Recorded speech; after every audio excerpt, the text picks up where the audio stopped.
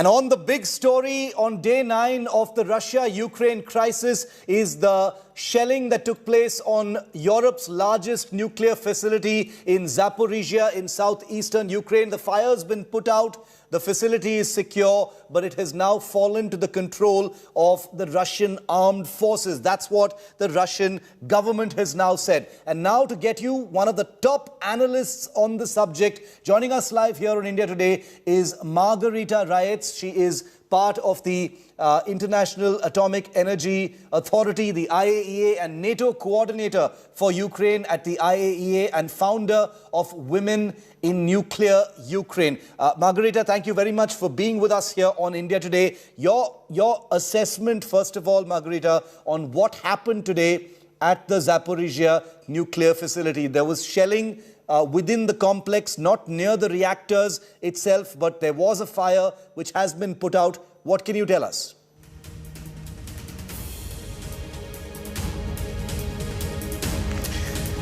Okay, there's a bit of a problem with that line with some of our guests because there are signal and connectivity issues. So bear with us, viewer, as we connect back with Margaryta Rayets. She's a member of the IAEA, which is the global nuclear watchdog, and the NATO coordinator for Ukraine and founder of Women in Nuclear Ukraine. She's going to be with us in just a moment. At this time, the Russian government has said that the Zaporizhzhia nuclear facility, which produces 25%, a quarter of all electricity for Ukraine, is under Russian control. Margaryta is back with us. Margaryta, if you can hear me, can you tell us what happened at this nuclear facility? What is the current status? So at night, Russian troops reached the Zaporizhzhia nuclear power plant, which is the biggest power plant in Europe. Yes. And then the shooting began, and training and scientific center was on fire. So the fire was for around two hours long, and the service and firefighters, they were not. Okay, we'll try and connect that back. It's a very weak signal, so we're trying to squeeze as much as we can out of that because it's tenuous, it's difficult, it's a war zone. Margaryta joins us from Ukraine, so she's on the move as well. So we'll try and get that because it's very valuable to us and our viewers who are tuning in to get the top voices on a situation that is dynamic, it's developing, it's very volatile. The Russian government says it has taken control of Europe's largest nuclear facility. The implications of that are huge, and they don't just send shockwaves through Ukraine, but all of Europe and indeed all of the world as well, because taking control of Europe's largest nuclear facility gives President Putin of Russia a great deal of political and strategic leverage in this entire face-off that's been stretched out and drawn out for the last 9 days and counting. No foreseeable end to this entire crisis. The military operations continue, and crucial energy facilities like the Zaporizhzhia one, the firing on which was captured on CCTV camera here, as you can see. The security camera footage has gone viral all around the world and, reminded the world really that a nuclear nightmare need not be very far away given what's happening in Ukraine at this time. Europe's biggest nuclear facility has fallen to the Russian army. Shelling by Russia in the facility, not within the vicinity of the reactor complex itself, even though reports suggest that some damage has been suffered by the Unit 1 auxiliary building of the reactor complex, taking a couple of those grids offline. The Zaporizhzhia nuclear plant has now been captured, however, by the Russian forces. The threat of a nuclear disaster continues to loom large. According to Ukraine, the Russians fired at the power plant facility from all sides. An administrative training building, as Margaryta was telling us, was set on fire. The shelling site is close to the reactors, but the reactors themselves did not catch fire. Ukraine authorities claim that if blown up by any chance, the disaster could be 10 to 100 times larger than Chernobyl. Damage to the reactor complex of Unit 1 has been reported, but like I said, that does not compromise the safety of the unit itself. No changes have been noticed, mercifully, on the status of radiation in and around the complex so far. Європа зараз повинна прокинутися. Горить найбільша атомна станція Європи. Прямо зараз російські танки розстрілюють атомні блоки. Це танки, обладнані тепловізорами. Тобто вони знають, куди стріляють. Вони до цього готувались. Європейці, прокиньтесь, будь ласка, говоріть своїм політикам. Російські війська обстрілюють атомну станцію в Україні. Запорізьку атомну станцію. Місто Енергодар. Там 6 енергоблоків. 6. В Чорнобилі вибухнув 1 енергоблок. Пожежа на Запорізькій АЕС триває. Вогнеборці не можуть дістатися місця загорання та ліквідувати наслідки. Розстрілюють впритул. Вже є попадання в перший енергоблок. Зупиніться! В результаті обстрілів пожежа на атомній електростанції. Повторюю, в результаті обстрілів військами Російської Федерації в бік Запорізької АЕС виникла пожежа. Пожежа на Запорізькій АЕС триває. Вогнеборці не можуть дістатися місця загорання та ліквідувати наслідки. Розстрілюють впритул. Вже є попадання в перший енергоблок. Зупиніться! I want to go across to Solomia Bobrovska. She's a member of parliament from Ukraine. Solomia, thank you for being with us here on India Today on the big story today on day 9. What's happening at the Zaporizhzhia nuclear facility? There was a fire in one of the training buildings after Russian shelling. Can you tell us what you are hearing about what has happened? Because we understand that it has now fallen to Russian hands.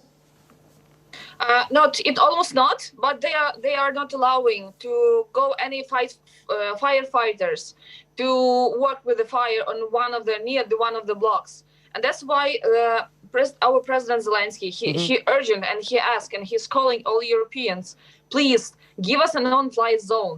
That would be helpful. And that will prevent any rockets, any heavy shelling, and even this to prevent the bombing of the nuclear plants. But the question is, what the Putin's plans? Is he going to move further with the nuclear plants? Because we have not only in Zaporizhzhia, we have on the western part of Ukraine, we have on the very south the nuclear plant, and that's I think. If it happens and if it blowed up, I think that would be not. It would be too late to join to help Ukraine in order to fight with the Russians. We are all saying one thing: Russia went too far with the bombing civilians and with the starting to terrorize with a nuclear weapon. And this is not only about Ukraine. This will lead and it will take the whole Europe and the whole world.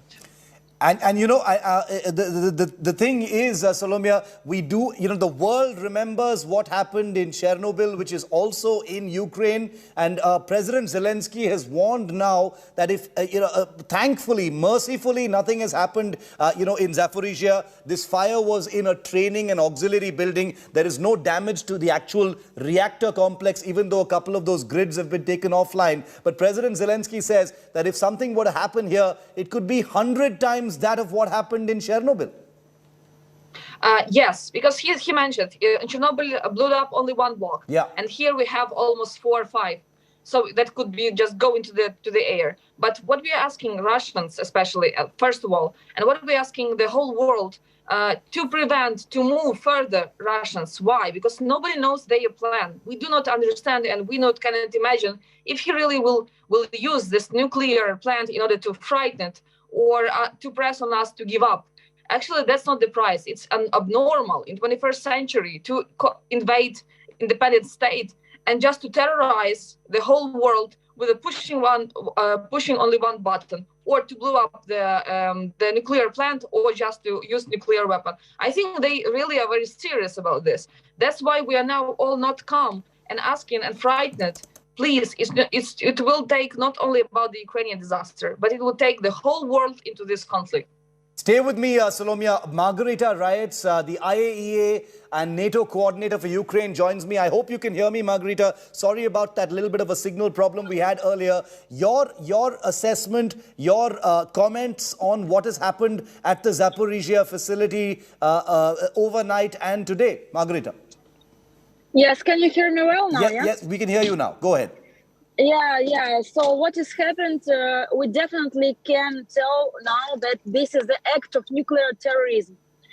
Because nuclear terrorism is any act of sabotage or invasion or intrusion for nuclear facilities, which is Zaporizhzhia and PP. So Russia breaks nuclear non-proliferation treaty, NPT, which is Russia as a nuclear weapon state and Ukraine as a non-nuclear weapon state are parties too.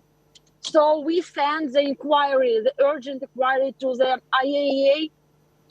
There's a request to stop this aggression, to free the exclusion zone and Zaporizhzhia nuclear power plant from Russian troops.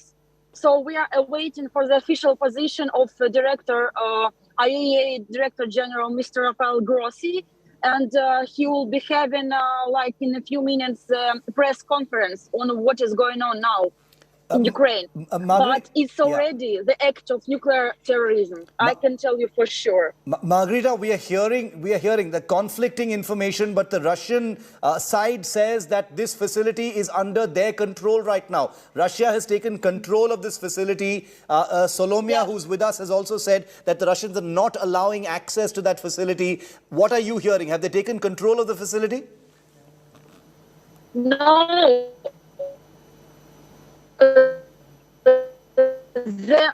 The facility is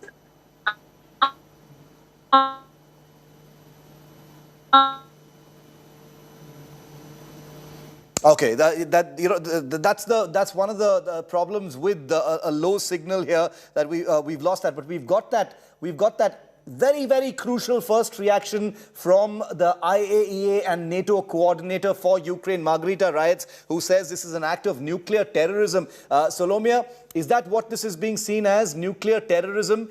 Because, Ukraine, half of Ukraine's energy needs are met by nuclear power. There are 15 facilities spread across Ukraine, across 4 sites at this time, and there could be a threat to all of them. Of course, and that's actually what I want to say, that they're trying to terrorize with the pushing either a nuclear button from Russia or just to blow up all our at least one block of any nuclear plant. But yes, you're right. For example, in my native town, where my family is, we are 60 kilometers away from one nuclear plant, and 150 kilometers from the other one, and that one of them is one of the 2 nuclear plant is approximately 80 kilometers from the Belarus-Ukraine border. And actually, that's what we are frightened, that this, after military infrastructure, crucial infrastructure, which they bombed on the very first day, because then they switched on civilians. And actually, only 2 hours ago, near my native town, 180 kilometers, they just bombed the school. They can go forward and then can terrorize with the bombing or controlling the nuclear plants. And actually, that would be that very, very hard moment for all of us in our negotiations between Russia and Ukraine, because it's go too much further. And that's why we are calling. It's not only about Ukraine. It's about the whole world, which for years was trying to build a system how to prevent any nuclear disaster or threat. And what we see now, it actually doesn't work. Solomia, you're absolutely right. This, any nuclear threat, any kind of nuclear accident, goes way beyond the borders of Ukraine. It affects Europe, Russia, and the entire world. And therefore, there can be no possibility of a nuclear accident or nuclear warfare. It's unthinkable in this day and age. Thank you very much for giving us your time. Thank you, India. And thank you very much, Margaryta. We'll keep in touch with you. Stay safe. We'll keep talking to you as this crisis progresses. Let's hope that it can be diffused very soon.